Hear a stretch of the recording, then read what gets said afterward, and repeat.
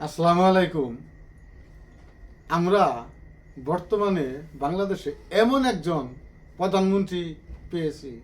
দেখুন, প্রধানমন্ত্রী রাস্তা দিয়ে যাচ্ছেন, ওই রাস্তা একটা আন্দোলন করতেছে। প্রধানমন্ত্রী গাড়ি থেকে নিচে নেমে ওই আন্দোলনকারীদের সাথে কথা বলতেছে, ওদের দাবি দেওয়া শুনতেছে। তো দেখুন, আমাদের দেশে স্বাধীনের পরে এইরকম প্রধানমন্ত্রী আমার মনে হয় আর কেউ দেখে নাই। কারণ আমরা অনেক সময় দেখেছি একটা এমপির সাথে দেখা করতে গেলে 2-4 দিন সময় লাগে, কারণ ওনার অনুমতি পাইতে 2-4 দিন লাগে।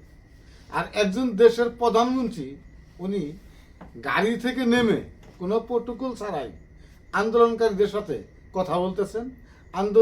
আন্দোলনকারীদেরকে বলতেছেন, তোমাদের কি দাবি দেওয়া আমার কাছে বলো।